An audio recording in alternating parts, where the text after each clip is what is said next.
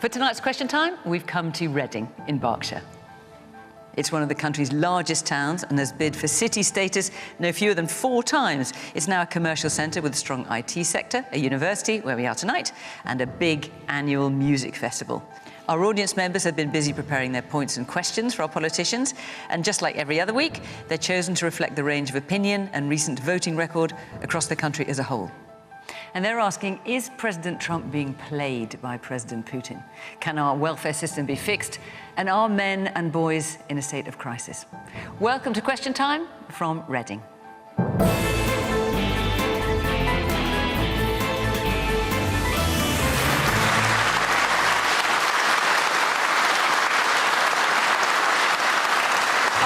From the government is Steve Reed, who is Secretary of State for the Environment, Food and Rural Affairs. He's been in post for 9 months now and is also MP for Streatham and Croydon North. Helen Whately is the Shadow Secretary for Work and Pensions on the Conservatives front bench. She previously worked as a government minister in health and social care. Fraser Nelson is a columnist for The Times, having run The Spectator magazine for 15 years. Recently, he authored a Channel 4 documentary called Britain's Benefits Scandal, which explored the rise in people claiming sickness benefit. Richard Bacon has presented a huge number of well-known TV and radio shows, including Blue Peter, Top of the Pops, and young people's version of this very programme. He's now based in LA, where he's co-created several TV shows and runs his own production company. And as chairman of Republicans Overseas UK, Greg Swenson is an advocate and informal spokesman for President Trump and the US Republican Party generally. Originally from New York, he's lived and worked here for 10 years.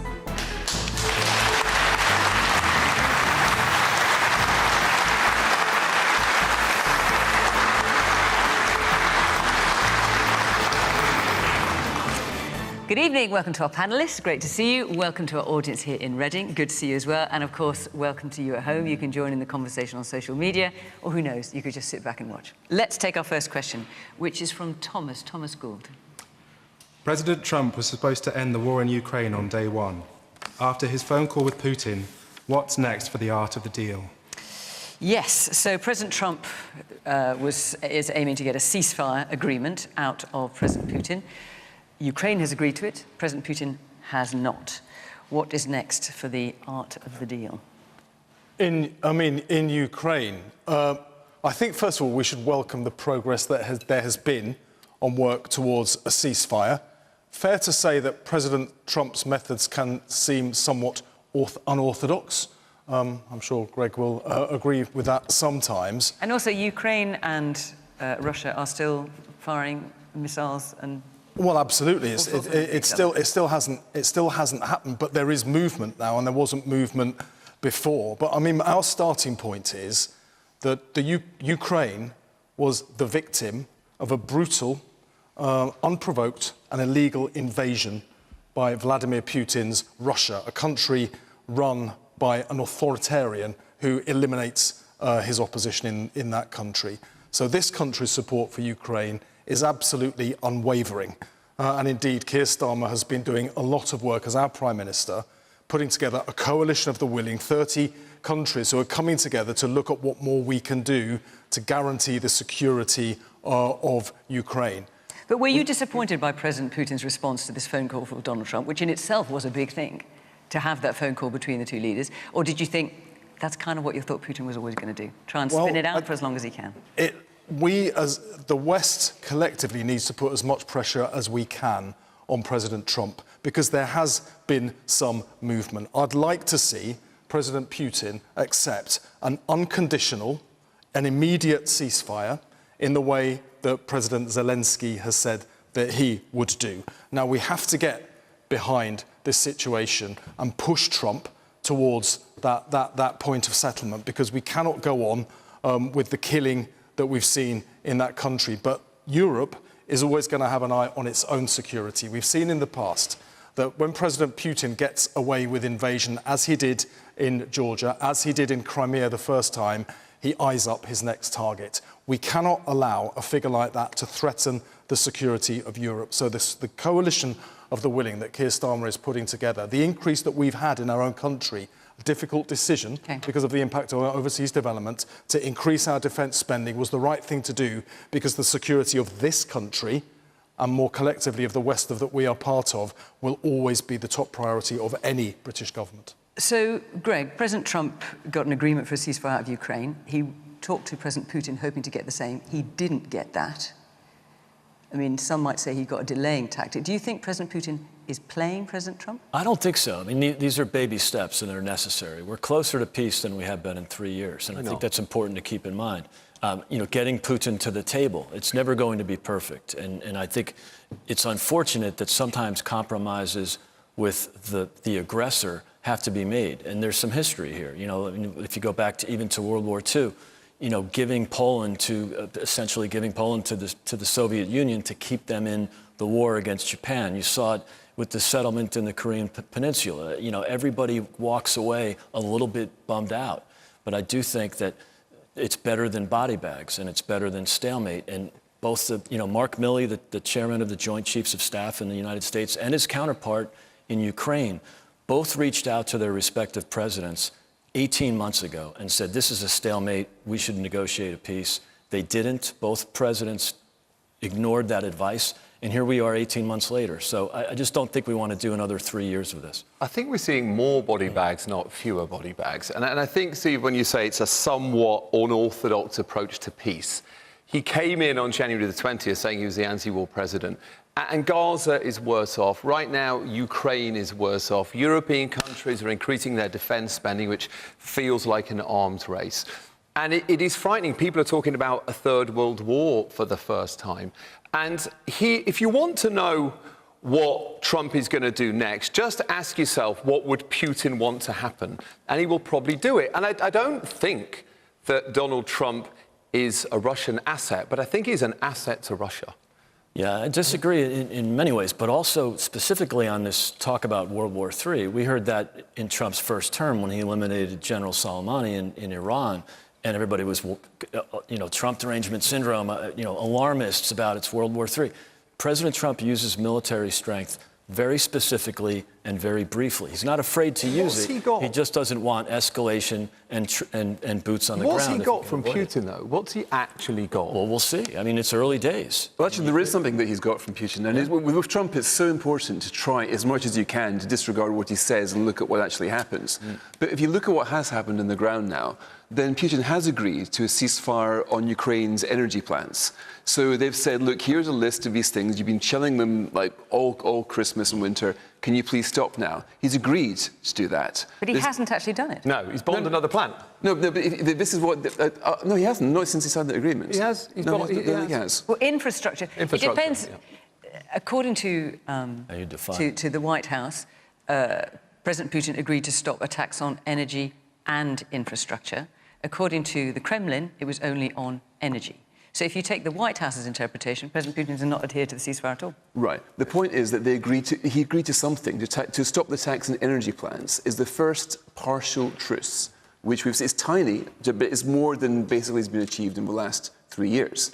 Now, the idea is you'd then move it on to a ceasefire in the Baltic, then a ceasefire in the front line. And also, if you look at Putin's patterns, he tends not to bomb the energy plants during the spring and the summer anyway. So you might say it's not much of a concession on his part. But this is progress of sorts. And I hate to say it, but I do think Trump deserves some credit for making more progress on this than there's been since full-scale war 3 years ago. Let's hear. Thomas, you asked the question. You set your hand up again.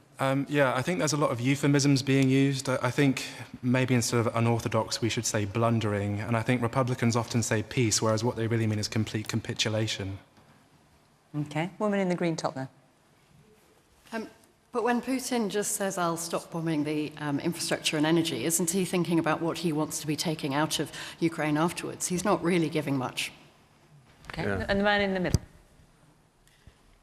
Yeah, I also wonder as well whether the actual Russian people have a part to play in this as well, because if the war continues as it's going, and therefore Russia have to spend more on the actual defence spending themselves as a percentage of their own GDP, I wonder if the actual continued decline of their economy will actually cause the actual Russian people to start to potentially revolt against Putin and possibly the actual Kremlin regime as well. So I wonder if that's another way that may end up being a factor in that. So Helen, we've got got opposing views here. You've got Greg saying, well, look, this is a start, and to see how it goes in his early days. In part echoed by Fraser. You've got others, a number of European leaders saying, look, Putin's not going to give an inch. All this talk about putting EU troops, UK troops in Ukraine. Putin's never saying he's not going to accept that. He's not giving any concessions at all. Do you think President Trump is doing a good job? And he could try and negotiate this deal? I don't doubt that Trump wants to achieve peace, but I do think there is a risk of Putin trying to take advantage of the situation and playing for time. But given, as one of your audience member just said, he has got this challenge of the impact of the war on his economy, and it's not going very well, and he needs to be able to tell people that he's secured a victory, but it's going badly.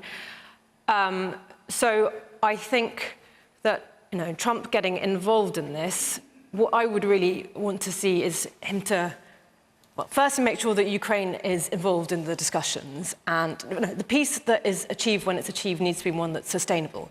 So it can't be one that, for instance, Ukraine doesn't accept as something that works for them, and it's one that they have to be confident of their own security. So there's clearly a ceasefire that Ukraine can't be confident about their future security doesn't sound like an answer.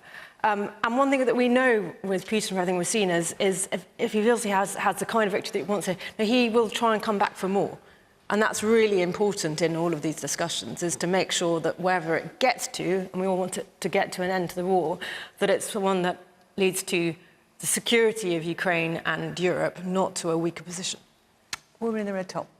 I'm just frightened that Donald Trump is a complete loose cannon. Yeah. It feels like he's tearing up relationships with allies that have been in place since the Second World War.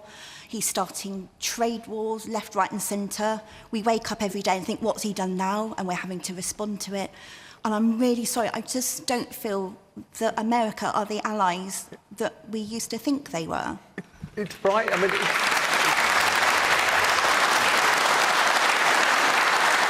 he's basically a brilliant television producer, Donald Trump. That's what I think he is.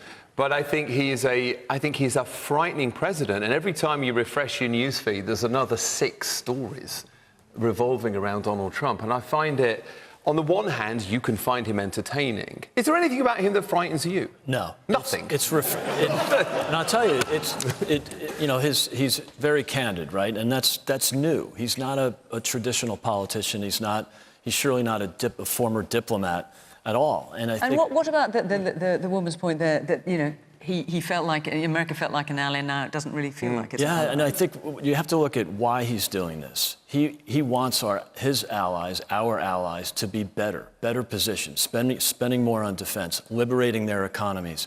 The trade system is broken. It's broken because we, the U.S., have trade deficits with the EU of 180 billion, with China of 330 billion. Fortunately, with the U.K., there is no meaningful deficit or surplus. He's still slapping a tariff on us, though. Well, he's slapping a tariff on everybody. I would hope that the UK can work out. Do you like all that? Is that good? It is very good, and here's why. Because we, the US, cannot continue to fund these trade deficits by borrowing money, because we have $36 trillion in debt. 4 years ago, we had $25 trillion in debt. Interest rates are twice as high. This is just reality. We have been protecting Western Europe with our military. We can't afford it anymore. We've been funding the 6 weeks vacation in France and free health care by borrowing money every year to fund the trade deficits. So that's just reality. This is a common sense president. He has a different delivery than many, but he's a common sense president. And this is why there's a point that I think the point about Europe needing to take more responsibility for its own defence is something we've known for decades. Absolutely. The current situation has pushed Europe. Much of Europe not spending anything like as much as the UK is. We've now, the Prime Minister has announced how we are going to get to 2.5%. Europe is rich enough and strong enough to need to be able to do that. And we don't want to depend on whoever's in the White House for security. The Western alliance matters, but we need to be able to take action ourselves. And actually our sanctions have caused a £450 billion hit on Russia. That's enough to fund their operation in the Ukraine for 4 years. So this is having an impact on him. Okay. America has been wanting Europe to spend more on defence for decades. Since Dwight Eisenhower, I think. Right, but Donald Trump is making it happen now. Then Americans have been wanting to control the border with Mexico for a long time. The figures came out last week. The legal border crossings down 90%. I am no advocate for Donald Trump. His ways appall me a lot of the times. I think the trade wars are completely mad. But it's important to see him from the aspect of his supporters, and they can see results. Results on the border, and they can see results in Europeans paying for their own security. Why should America pay more on Europe's security than Europe pays itself? And they can see some sense of movement in the Ukraine war. Now, I think he's asked to be judged by those results. I'm going to try as best I can to keep an open mind. It's very easy to drive yourself mad in Trump world and think the way is just to keep your eye on the things that he's promised, and then let's have a look in a few months' time and see is there any more progress. OK, let me take a couple more points. Yes, the man in the white shirt and dark jacket. Hi, yeah, I think for too long we've walked into this because we've relied on America as the backstop, really.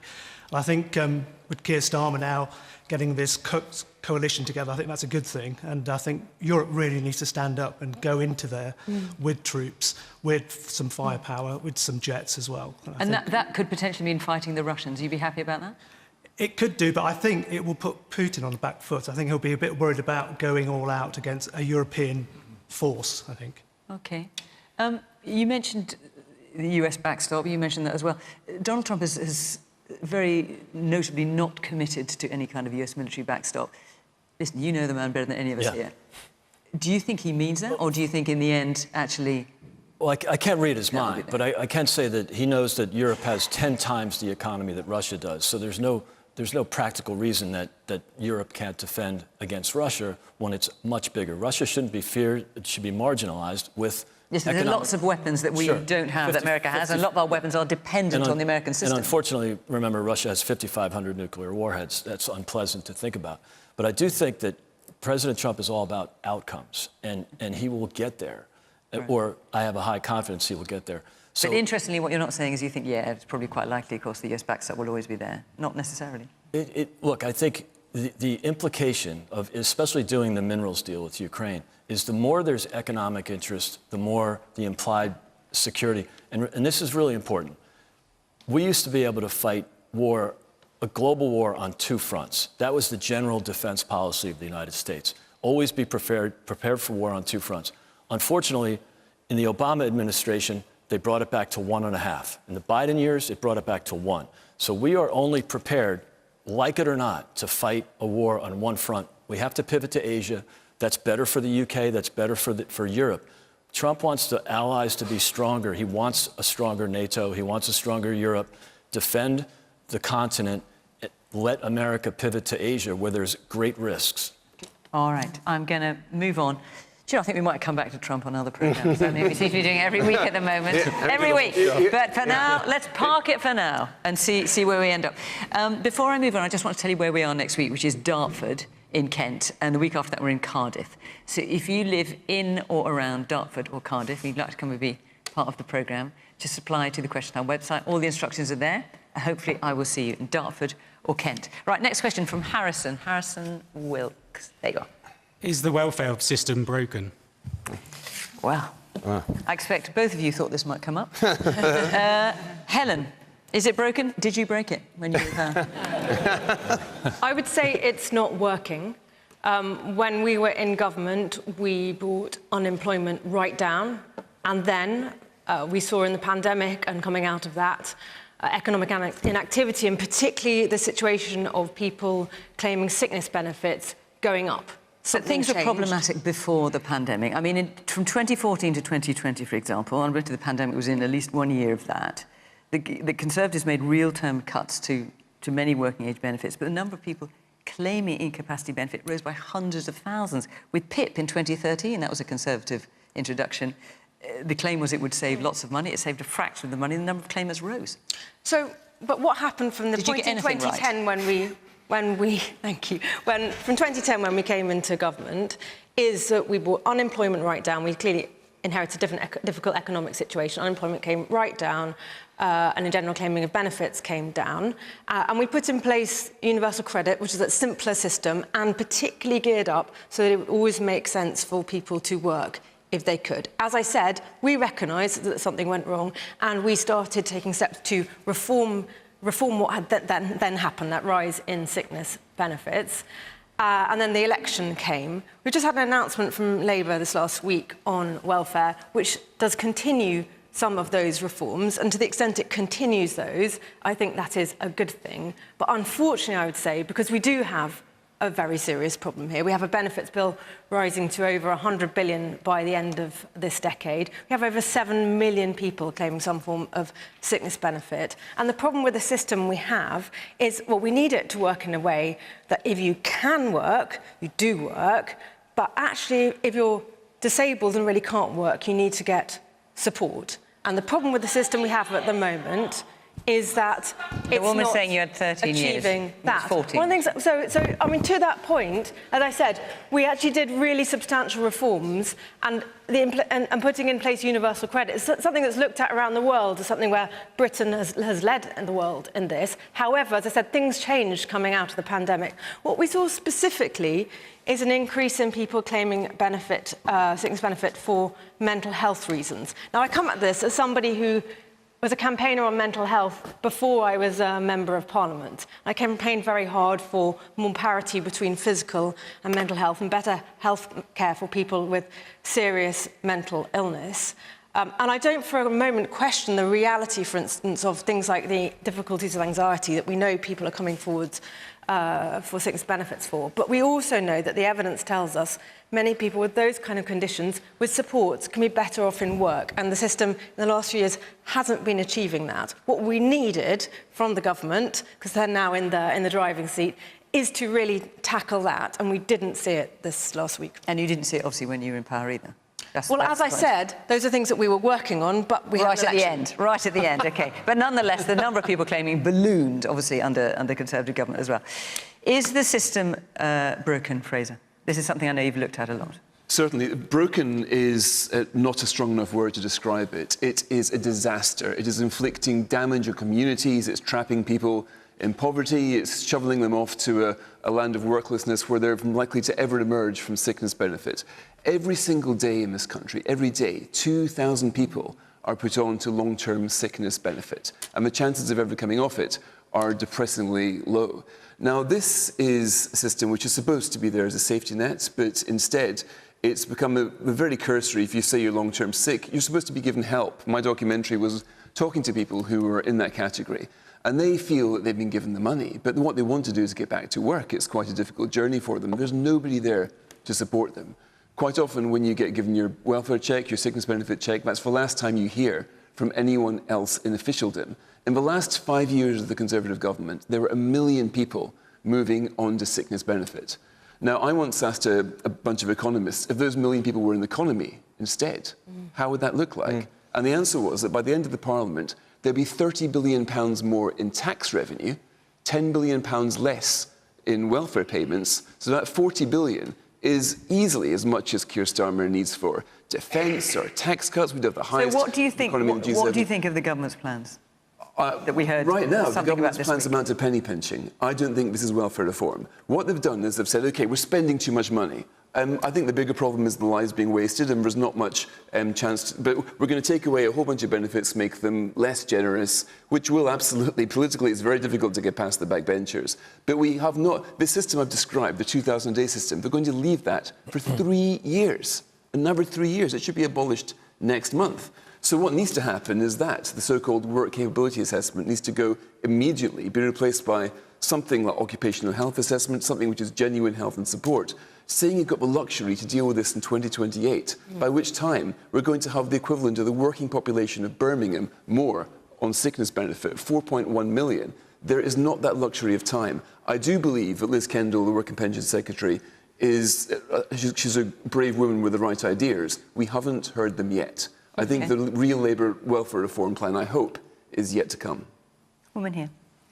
I agree with Fraser. My daughter has a CSF leak after a hospital did the wrong procedure on the wrong person. Sorry, a CSF leak, I'm sorry. Yeah, it's a cerebral spinal fluid leak.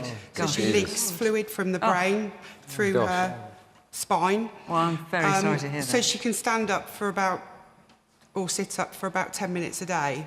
That's been nearly 2 years. She's got 2 young children. She worked, she's lost her job, she's bedbound, she can't do anything. And we've been trying, and we've travelled the country to get doctors to look at how to cure her. A lot of it will be private. She's had to go on benefits. Did you say they did surgery on the wrong person? Yes. Wow. So what's your response to what you've heard about the government's welfare If the system worked together, changes? You're saying about all these people being on sickness benefit, a lot of them are on benefit because they're waiting for treatment.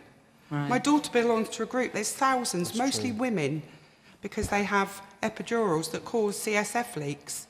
And they're bedbound, and they've got babies and young children, and nobody is helping them.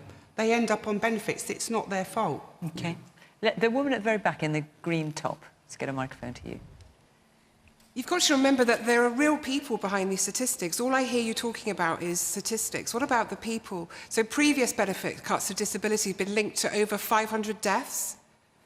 Some of this suicides, people starving. So how confident is the panel that this isn't going to happen again? And can I ask you, do you think the size of the welfare bill needs to be reduced at all, or are you happy to see it grow because you think this is the money that people need? I think we need to look at, there certainly needs to be looked at, but you've got to look at who is being affected, the most vulnerable people. It feels to me this government, and I was a Labour voter, I'm not going to be anymore, because it seems that you're actually betraying the people that are voting for you, the ordinary people that need your help. There are other ways, why don't we start taxing more the rich? The wealthy people that can afford it. You're taking money from people that just don't have anything. OK, Steve? Well, I mean, I've got a lot of sympathy with what people have said, and this lady here talking about the fact that people can't get a hospital appointment and that's why they're stuck on benefits. Absolutely right, when we've got record waiting lists, can take 18 months or longer. So we've invested already £26 billion and the waiting lists are coming down. 2,000 more appointments already since the government was elected. But looking more squarely at the benefit system, the welfare system, it's broken. And it's broken because it is failing those very people it is supposed to be helping. Look, we've got 1 in 10 adults of working age in this country who are on health or disability benefits. 1 in 10. And most damaging of all, 1 in 8 young people, that's 1 million young people in total, 1 in 8 young people are on benefits. They're not earning or in training or learning, and yet we know that if a young person doesn't get into employment or training by the time they're in their early 20s, they may never work in their entire life. They're written off. They have no chance How will in the future. the changes that we've heard about, and I appreciate we're going to hear more next week, but how will the changes now so far change that? Is it simply because these young people, for example, aren't going to get the money, so therefore they'll just have to go into the workforce, whether they've got support or not? How are you going to change that? They need more support. They need more support. We have to reform this system to make it work better to people, to give them appropriate support. We can give better support for those who can't work if we can get those who can work into work. Now, some of those people will need support to get there. So what Liz Kendall announced in the House of Commons earlier this week is £1 billion extra funding to support people who can work, to get off benefits and get into work. That can be giving them additional support and training. It may be working with employers to make adaptations to allow people to work. The right to try, very important as well, because a lot of people on benefits are afraid to go into work in case it doesn't work out. A lot of conditions aren't fixed, they fluctuate. You go into work, then you have to go back to square one again and you lose all your benefits. So the right to try, and if it doesn't work out, you can go back, gives people the confidence to then get into work. And I think it's really important that work is not a bad thing. Work is what gives you self-respect, it's what gives you dignity, it's what helps you meet your full potential as a human being, it helps you support your family, and disabled people deserve that right just as much as everybody else. But for those who cannot work, they deserve far better support than they've had so far. When making this reform, that is how we can ensure that. So you're shaking your head at that. What is it that you don't like about what Because he says about people, not working, they're on sickness, they need to be helped to get back into work. Yeah. It's not just about coaching somebody back into work, which is also going to cost you a lot of money. Yeah. So I don't know where that's coming from. People need to have surgeries. There need to be doctors who are going to do these surgeries or see people and get it done. Yeah. My daughter does not want to lay in her bed just rotting away and causing other problems, more long-term sick.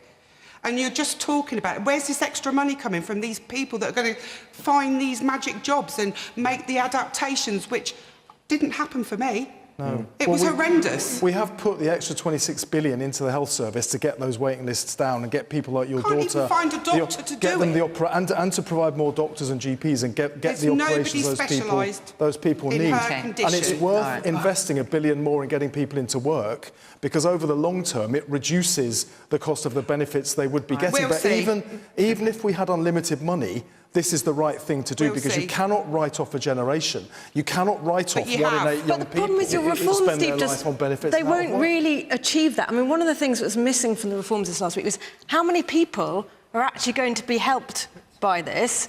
And because what I was hoping, and we'd had all the trails coming out to it, they were going to have some really bold reforms from you guys, because it's so important. I really want you guys in government to succeed at that, and you didn't come up with anything really substantial. That the OBR are going to come up with those figures next week for the spring statement. But you're saying we should have done something different or gone further. You had 14 years and you did nothing. We inherited this mess from you. Those people's lives are written off because of the Conservative Party. No, but we are fixing the mess that you left us with. I do agree with that point, though. I do wish that you were more bold. And I do understand cutting welfare is a hard subject for the Labour Party. And you're coming to government and all these numbers went up during COVID and didn't go down again, and maybe you have to do something about it. But nonetheless, I think Labour's been hamstrung by its own fiscal rules around debt, around not raising taxes on working people. And I wish you were more radical. The NHS is broken and school funding is broken and the courts are broken and transport is broken and Thames Water is broken. And I wish... Who here with a show of hands wishes the government was more radical than it is at the moment, which is...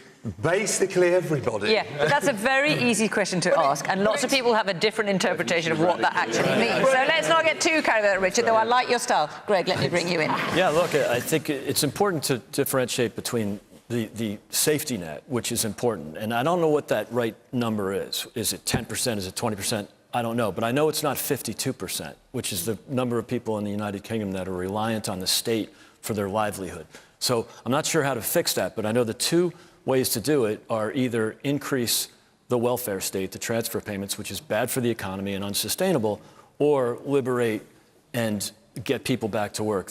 Bill Clinton in 1994 did this in America. It was hugely successful for many of the issues that Steve brought up: self-esteem, confidence. It's better for society.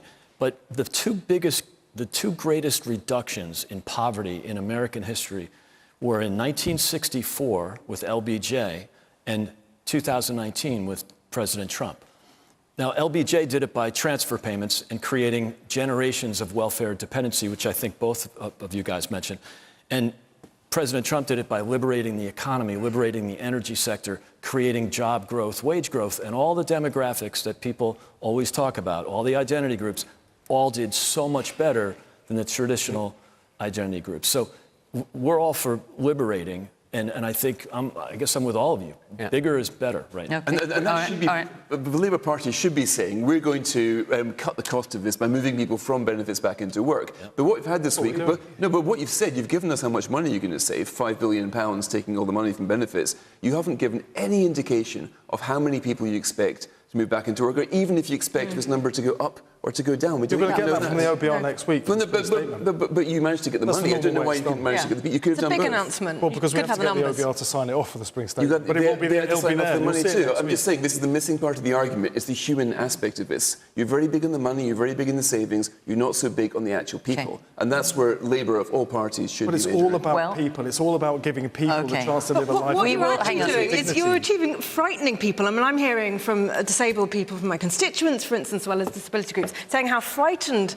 they are about what you're doing, yet you're also not actually making the scale of savings that the country needs and getting enough people who are going to be off benefits and into work who can work. And I say to the lady over here, I completely understand that there are people who really want to work, but because of their disabilities, actually it's incredibly hard and it's not something they can do at the moment. What they want is to find a way to do it.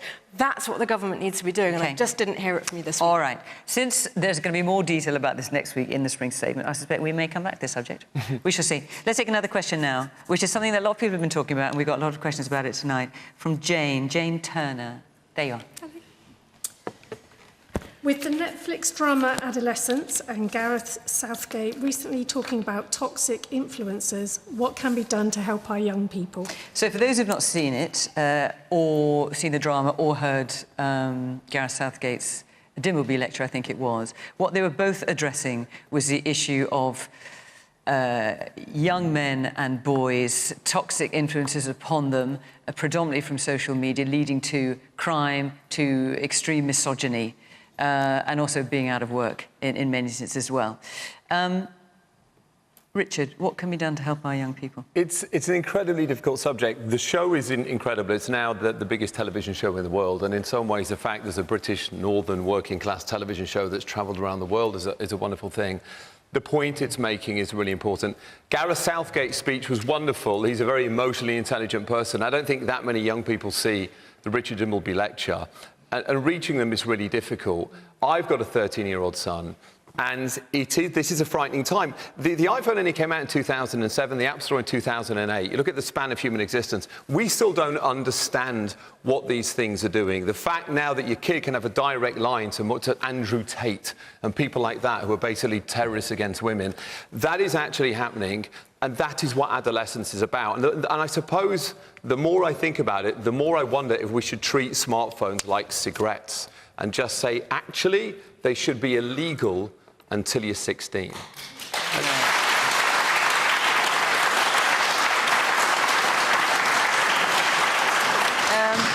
Which, of course, is something that Australia is going to implement. How they're going to do it, I'm not sure, but that's what they've said they are going to do. Fraser? I'm not sure that technology is the whole of the problem here. I mean, we look at Gareth Southgate's speech. He was pointing out how many kids now grow up without any male role models in their lives. Mm-hmm. Something like 1 in 5 British kids now grows up without a father. And that's a pretty big average figure, but it's a bit misleading because it's I mean, we suffer in this country from an equal distribution of fathers, if you want to put it that way. If you can look at the census data, and for those at the top, 95% of kids got a father at home. When you go to the other end of the social spectrum, it's closer to 30%. Now, you are getting a situation, as Gareth Southgate says, where we're not getting people in clubs and societies anymore. Sometimes you can go into a school where the only male figure you see is the janitor. And in that environment, you do have to wonder, if these kids are growing up, who can be in their lives. So this is a social thing. Of course, we do know that the smartphone is always there. But I think that Andrew Tate is a symptom of something. I mean, you could take him away, put him in jail, whatever. There'd still be lots of other people like him. You'd still have the problem, which is that a lot of kids just want direction. The Centre for Social Justice recently did a report about gangs, and the title of that report was Dying to Belong. The point was over, the kids join the gangs for a sense of belonging, and that's what's kind of going wrong. It's been going wrong for about 20, 25 years now. So I think, technology aside, there is something happening in our society, something that's happened in the last 20 or 30 years. But the question is, what can be done to help our young people? So if you're saying putting social media aside... I think government could do a lot more to help families, really. I think the tax system could be made a lot more beneficial to try to keep two-parent families together. Right now, quite often it undermines them. The Conservative government tried that for a bit, but then we lost interest, things have gone away. I don't think this government's got much of a pro-family agenda. But I do think that a family is the first, the best and the cheapest source of health, wealth and education. It is something which governments can transform it, but government can erode it. Governments should stop eroding it. It's a slow process to make that slow, you're right. But we're talking about changing society. There's no button anybody can press to make this better, but you can stop making it worse. Just in case any of you watching home aren't aware who Andrew Tate is, because this the second time he's been mentioned now. So Andrew Tate and his brother, they have a big following of millions, I think, on social media. And they were arrested in Romania a couple of years ago, accused of human trafficking and rape. They're also charged with rape and human trafficking here in the UK. They've recently just arrived in Florida, where they've been welcomed by the United States. Essentially by Trump, really. Well, let's come on to that. There's a man at the back in the blue shirt.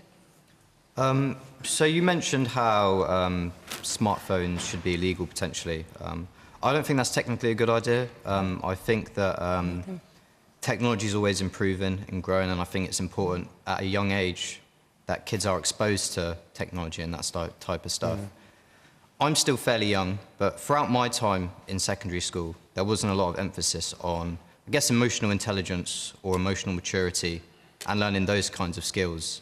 So should schools, and I guess the state, play some part in teaching young boys about emotional intelligence and emotional maturity? OK. And the woman there, I think you've got a headband on, I think. Yeah. Yes, the microphone's just above you. Yeah, to add to that point, do you think that it would be worth integrating classes surrounding media literacy into the curriculum so that young boys don't become brainwashed because of the spread of misinformation or disinformation? OK. And the woman here in the white top. Yeah, as a young woman, this topic really worries me because I hear a lot of things from peers, young men sort of slowly saying more misogynistic comments. And I think from what I hear, the issue is a lot of them feel left out in a lot of societal issues. I think there's a lot of emphasis on uplifting groups that have been oppressed for decades, you know, women and ethnic minorities. And I think a lot of young men feel like they're not being addressed, but it's difficult because it's important to uplift those groups, but at the same time, you don't want these pipelines happening where men descend towards extreme misogyny because they feel like they're being left behind. Greg, what can be done to help our young people? Yeah, I think there's... I mean, because this is an issue in the States as well as absolutely. As here. It's a huge issue, and it goes in many ways back to what Fraser said about the family, and that's something that can't be fixed by government, unfortunately. But there are ways in the long run to help. And I mentioned welfare reform in the 90s, big help. I mentioned creating this legacy of a breakdown in the family, which is ultimately what happened from the so-called Great Society by Lyndon B. Johnson in 1964. And William Patrick Moynihan wrote a great paper about it, warning about the outcome of welfare dependency. And it was the breakdown, specifically in the black family in America. And that was the topic of the paper. And I think that's going to take a generation or two, but we shouldn't ignore it. We shouldn't kick the can down the road. And do you think it was right, I mean, given that Andrew Tate's been mentioned a couple of times now, do you think it was right for Andrew Tate to be, I mean, he's been welcomed into the States, not by the governor of the state he's arrived in Florida, who's very cross that he's there, but there's certainly been suggestions that the Trump administration was very happy to have Andrew Tate in America. The president wants to reach out to everybody. Huh? He's a convicted, Everybody?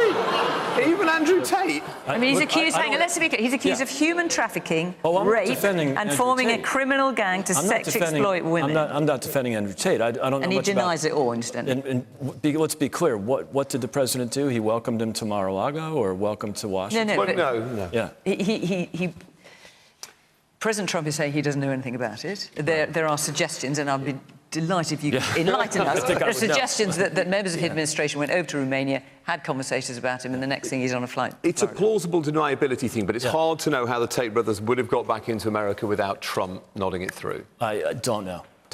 He doesn't have to reach out to everybody, Greg. No, look, the president is a different kind of politician. And, look what he did in his election. He did Joe Rogan. That was a home run for him. He wanted to appeal to young people. And he goes through different channels to do that. He did very well with young women as well. Not as well as he did with young men. There's no doubt about that. So, look, politicians are in the vote-getting business. They're not going to compromise. Yes, but not at any cost or at the cost of any principle. Let me finish. I actually said that. Not anybody. But I think the president is looking at new mediums. And let's face it, as much as we dislike it, and I'm all with you, I'd like to eliminate mobile phones for young people. I think the Australians have a great idea. I don't know if it's possible, but in the meantime, if young people are getting their news from TikTok, then let's do TikTok. So just so I'm clear what you're saying, I think you make it absolutely clear you don't approve of any of the things that Andrew Tate is accused of doing, which he denies. I have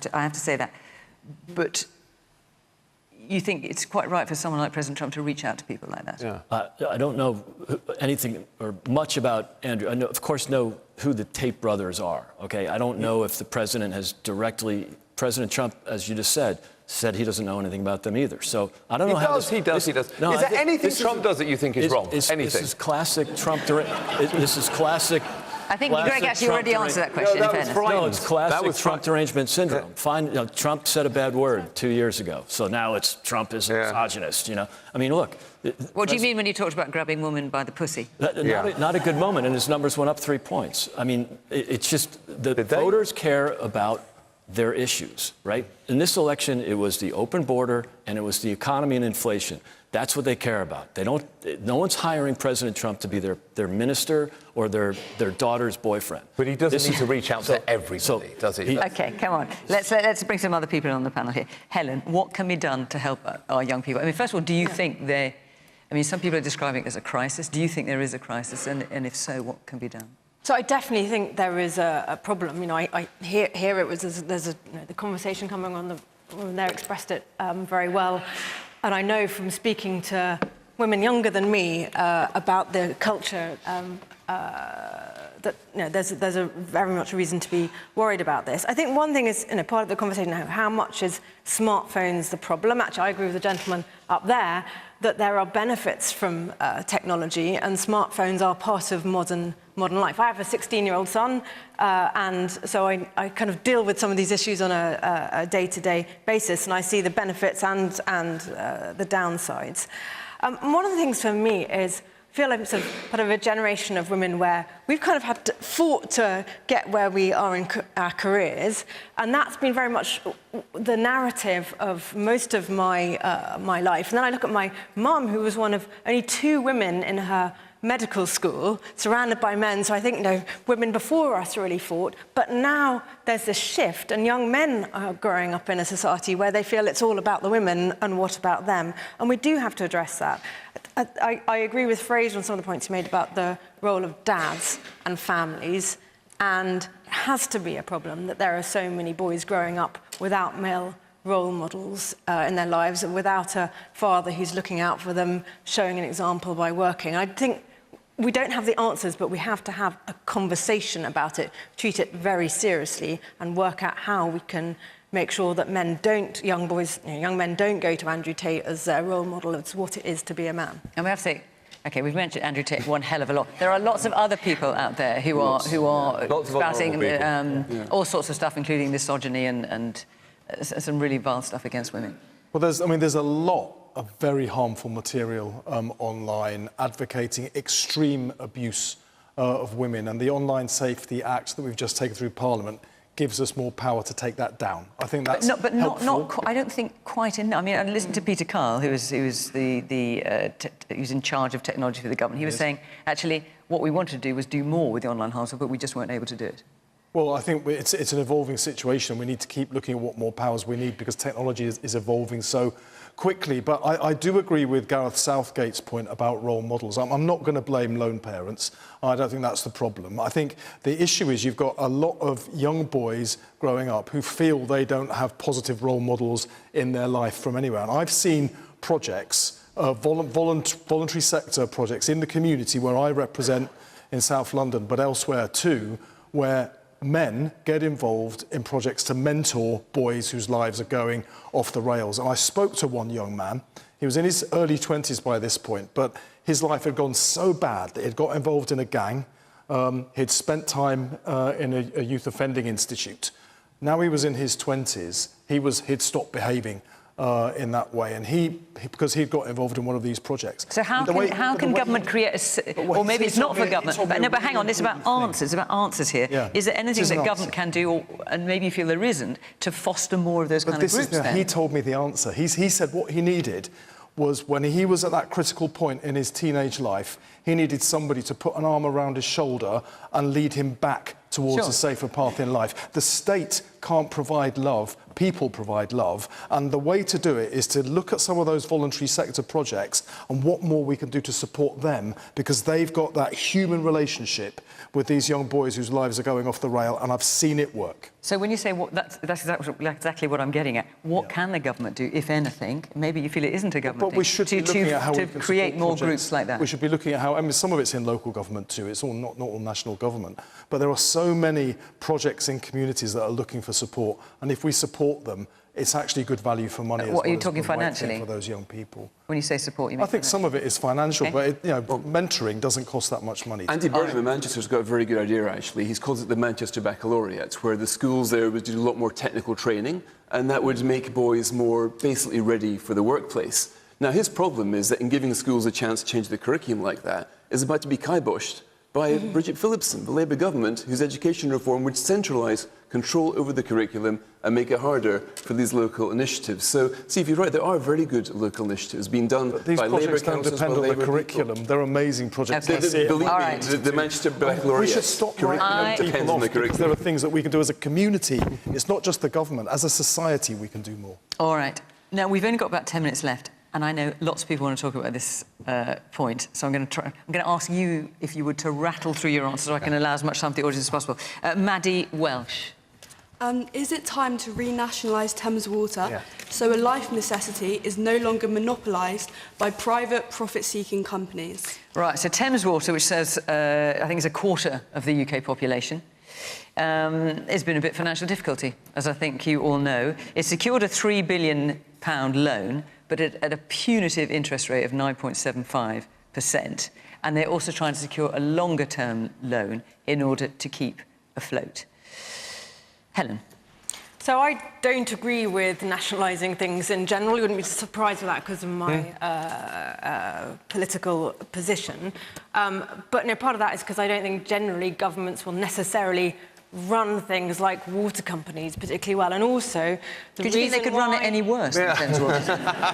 So, and one of the reasons why is before my political time, but clearly things like water companies were taken out of public ownership was because what happened every time there was pressure on government finances was that cuts would be made for things like infrastructure and things like water, because if a government's choosing between shall we spend more money on the NHS or shall we spend money on the water infrastructure, they tend to go for spending money on things like the NHS. So what we saw was underinvestment, and I know this is never a popular argument, and I'll probably get groans or boos from the audience here.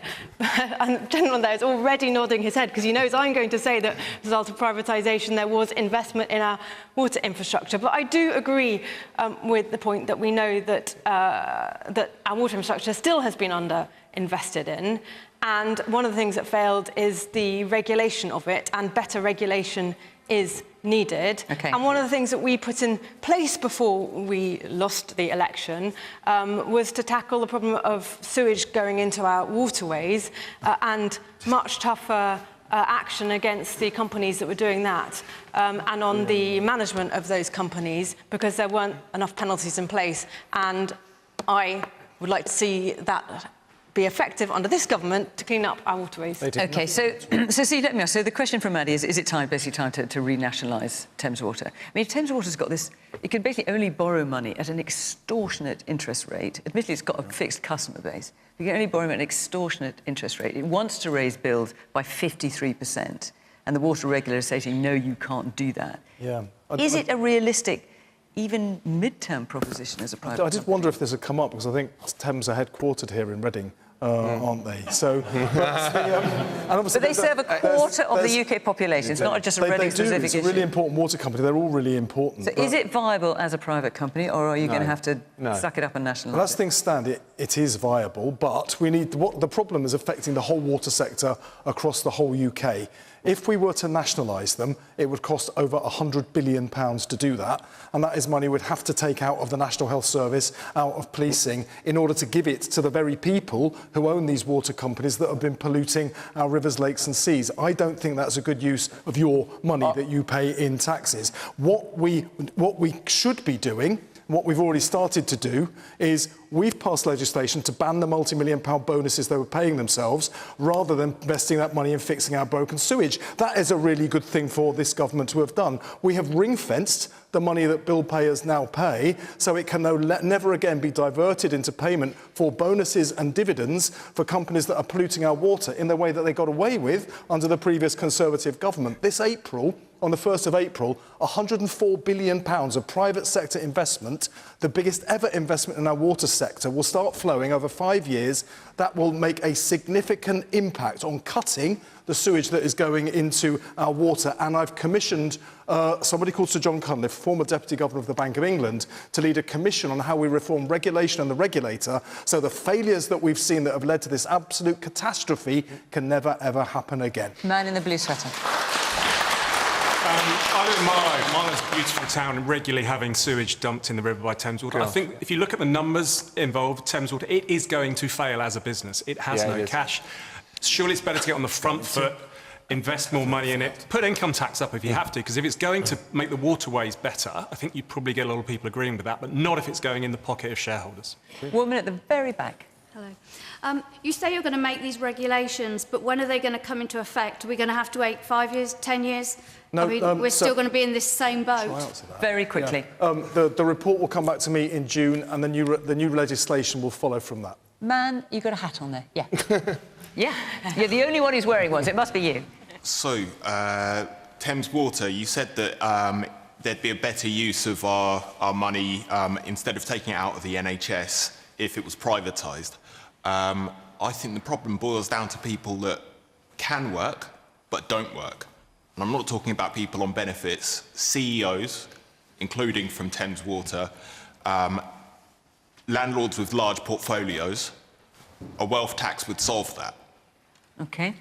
We've got 3 minutes left. So sure. I don't think we should have privatised water any more than we should privatise air. And I don't think they should work in service of shareholders. They should work in service of the customers. There's a documentary on the BBC at the moment about Thames Water, and you realise they are very nice people, but it's a bit like watching The Office. And you can't quite believe it's been made, and you see it running out of money. But what about the fact that it would cost so much to take it back into... I mean, I think it's just being run so... But we need water to live. It's one of the fundamental, most essential things that we need to be alive. And I think I think the government would run it better than it is being run now. It is essential that we can't live without it, and I would absolutely renationalise it.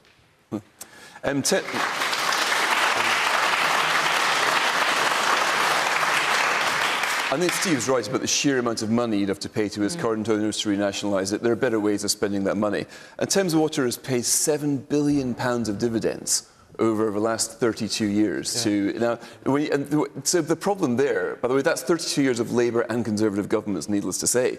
The regulator should have stopped this madness, but a toothless regulator was the main problem. You had a system that was set up to fail in the first place. Great. Yeah, and in the private sector, a board would have managed that process. So there are plenty of big, great, successful companies that don't pay dividends. You know, utilities historically have paid dividends, but if they're boring and regulated well, they should. But make it boring. But the board and the management has been an utter disaster. But the regulation was too weak, was the problem. So we're changing the regulation so and it can't happen again. But we can do that without spending £100 billion. That answer was set to me. So let me just hear one more person from the audience. Yes, the woman in the... You've got your hand up and you've got a green jacket on of some kind. Yes, you. For me? Yes. Oh, yes. I'm a keen sailor. I'm a bit rubbish, though. I'm a proud member of Goring Thames Sailing Club, and we sail on the Thames just north of Reading. We have our open day coming up next month in April. We get a lot of parents coming with children, and they say, is the water safe for my child to go into? What am I supposed to say to them? That government polluted it, and this one's fixing it. All right, very quickly, one at the very back. Easy line, but not true. Very quickly, yes. Can I just 30 seconds left. Can I just say, in answer to your question, you should say to those children, no, the water is absolutely not safe. I live on the River Thames, and I see on a daily basis human excrement go past my property. So the answer is a definitive no. And that is a lovely note to end on. My goodness, my goodness. I just, before we go, we can all hear it here. I don't know if you can hear at home. There's a protest going on outside about something, I'm not sure what. There's lots of sirens blaring. But anyway, that's it. Our time is up. Thank you very much to the panel. Thank you to our audience here in Reading. Lovely to see you and have all your contributions. And of course, thank you very much to you at home for watching. Remember, we are, where are we? Dartford next week. Until then, bye-bye.